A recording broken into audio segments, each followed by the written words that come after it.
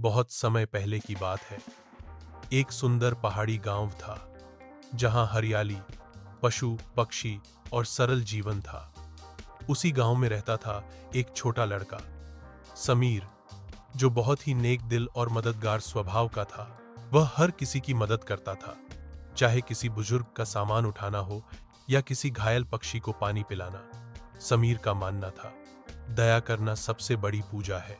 उसके माँ बाप किसान थे और उन्होंने भी उसे सिखाया था कि चाहे कोई बड़ा हो या छोटा, अगर वह मुश्किल में हो तो मदद जरूर करनी चाहिए। एक दिन समीर स्कूल से लौट रहा था। रास्ते में एक पेड़ के नीचे उसने देखा कि एक कबूतर घायल पड़ा था। शायद किसी बिल्ली ने उसे घायल कर दिया था। बाकी बच्चे उसे देखकर आगे बढ़ गए, लेकिन समीर रुक गया। वह बोला, तू डर मत, मैं तेरी मदद करूंगा। समीर ने अपनी पानी की बोतल से थोड़ी मिट्टी साफ की, कबूतर को उठाया और घर ले आया।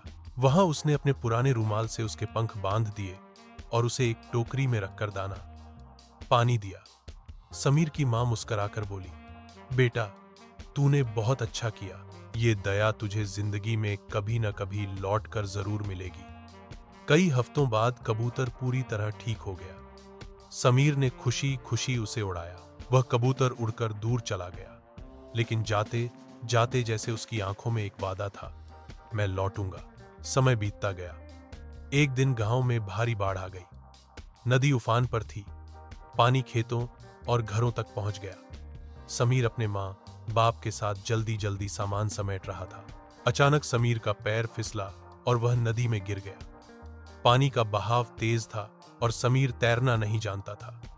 वह बहता चला जा रहा था और किसी को बुला भी नहीं पा रहा था। मां बचाओ, उसकी आवाज डूबती जा रही थी। तभी ऊपर आसमान से एक कबूतरों का झुंड आया। एक बड़ा कबूतर, ठीक वही जिसे समीर ने बचाया था, समीर के सिर पर उड़ते हुए मंडराने लगा। बाकी कबूतरों ने भी जोर जोर से चिल्लाना शुरू किया।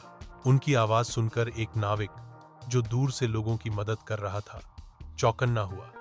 लगता है वहां कोई है, उसने कहा और नाव मोड़ दी। नाविक ने देखा कि समीर पानी में बह रहा है। उसने जल्दी से उसे खींच लिया और सुरक्षित किनारे पर लाया। समीर बेहोश था, लेकिन जिंदा था।